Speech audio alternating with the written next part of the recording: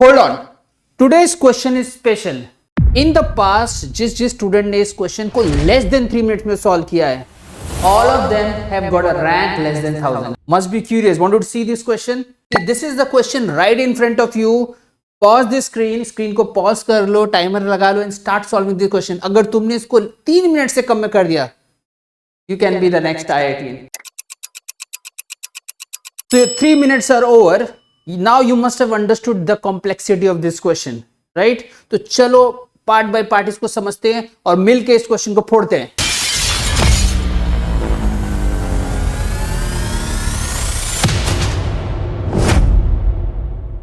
To understand this question, first we have to understand what is the formula for velocity of a wave in a light string, right? The formula for wave velocity is under root T by mu, where T is the tension in the string and mu is called linear mass density, that is mass per unit length. You must be aware of this, right? इसको मैं थोड़ा समझा देता हूं, कुछ चीजों समझो। Light string मतलब स्ट्रिंग का मास नेग्लिजिबल है। T is tension in the string, तो बहुत सिंपल है। There is a string, a light string, there is a block of mass m hanging on it. How much the tension in the string? The tension is in the string is nothing but the weight of the block hanging, right? तो यहां पर T की value हो जाएगी mg. And then there is mu, that is linear mass density. A question comes in the mind of one of the students. Sir, you said string is light, उसका कुछ मास नहीं है, ये mu क्या है? Mu is linear mass density. तो point is the string is light, उसका मास negligible है बट मासलेस नहीं है, राइट? तो ये डेटा मैंने तुम्हें दी है, this is from HC Verma का क्वेश्चन का डेटा है। You can see the mass hanging is 1 kg and what about the string? String has linear mass density 0.1 kg per meter. You will put this in the formula, answer आ जाएगा। This is concept 1। एक और concept समझते हैं, this is concept 2। How this is different? इस बार जो मैंने क्वेश्चन लिया है इसमें एक स्ट्रिंग के पास मास है, तो this is a string having mass throughout, इसलिए मैंने ब्लॉक नहीं रखा है। And what is so special about string having mass? अगर स्ट्रिंग के पास मास होगा तो जो उसमें टेंशन है, will it be same everywhere और will it change? Yes, the answer is it will be different at different places. तो जैसे जैसे हम नीचे से ऊपर जाएंगे टेंशन बढ़ता जाएगा। तो कैसे निकालते हैं इस टेंशन को, पहले सीखते हैं। To understand how to find tension at any point, what I have done is I have named it this part of the string as A, this part is b and a small elementary length dx as c. This bc is dx, right? अब समझाने के लिए एक छोटा सा example कि if I cut this string over here, what will happen to this string? It will fall down. तो तुम्हारे दिमाग में आएगा, अच्छा if I cut the string at b, ab नीचे गिर जाएगा, मतलब b पर जो टेंशन है, कट करने से टेंशन गायब हो जाएगा, डिस्कनेक्ट हो जाएगा। इसका मतलब b पर टेंशन क्या कर रहा है? b पर टेंशन इन b c, और बेटर से tension at B is nothing but weight of the string A B, nothing but weight of the string A B. ये टी हमको चाहिए। अब वेव वेलोसिटी निकालनी है, तो क्वेश्चन में प्रॉब्लम ये है कि टेंशन बदल रहा है, बट फॉर्मूले में तो एक टी चाहिए। तो this is a concept of calculus कि बी पर जो टेंशन होगा अगले डीएक्स में वो चेंज नहीं होगा। तो जो मैं बी पर टेंशन निकालने जा रहा हूं वो बी से सी तक वैलिड है। So how much is the tension at B? It is nothing but weight of the string AB, जो निकालना बहुत आसान है। What is the length of the string AB? X. What is the length of the whole string? X, L. तो यहां से tension निकाल सकते हैं M by L into X. This is what? This is mass of AB.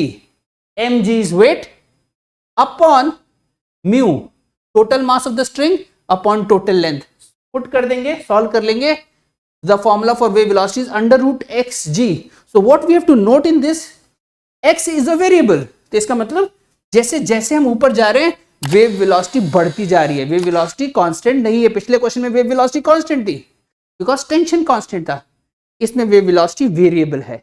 Now have a look at how we solve this question. So इसमें हमने ऊपर से y डिस्टेंस नीचे एक एलिमेंट, डिफरेंशियल एलिमेंट ले लिया ऑफ लेंथ dy। दिख रहा है सबको dy? मैंने यहाँ dy बना दिया है।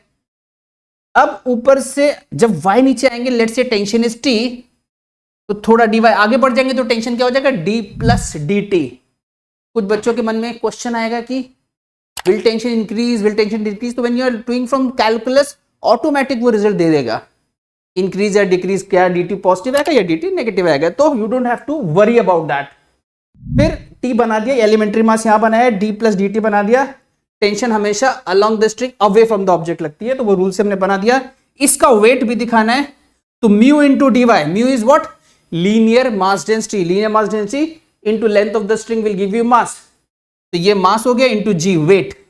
अब then we'll do force balance, net upward force होगा T minus this is net upward force, that should equal to the weight. यहां मैंने सॉल्व किया है, ऊपर की तरफ टी है, नीचे की तरफ टी प्लस डी टी है, this is the net upward force that should balance the weight of the element dy। वहां से मुझे पहली इक्वेशन मिल गई, dt is equal to minus mu G dy।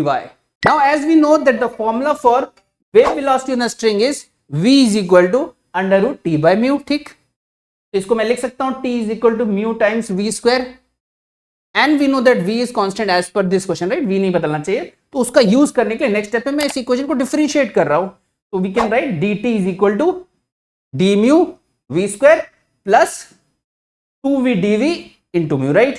Now as velocity is constant, तो ये term dv क्या हो जाएगा, जीरो हो जाएगा, ये टर्म गायब हो जाएगा, तो what we get is dt is equal to v square d mu, ये दूसरी इक्वेशन मिल गई, ठीक।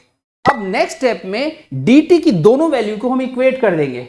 dt की पहली वैल्यू हमने निकाली थी minus mu G D Y, और अभी निकाली थी थोड़ी देर पहले वी स्क्वायर डी, इसको इक्वेट कर दिया। इसके बाद हमको इंटीग्रेशन करना पड़ेगा, तो D Y D mu, mu उधर लेके गए, this is what will write, and ये इधर आ गया टर्म, दोनों साइड इंटीग्रेशन साइन लगा देंगे।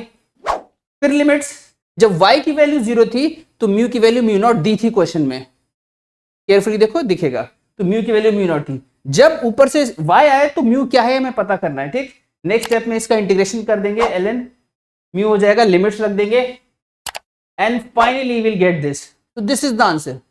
सी what is the beauty of this question. Concept 1, light string में फॉर्मूला जो होता है वो भी इसमें यूज हुआ।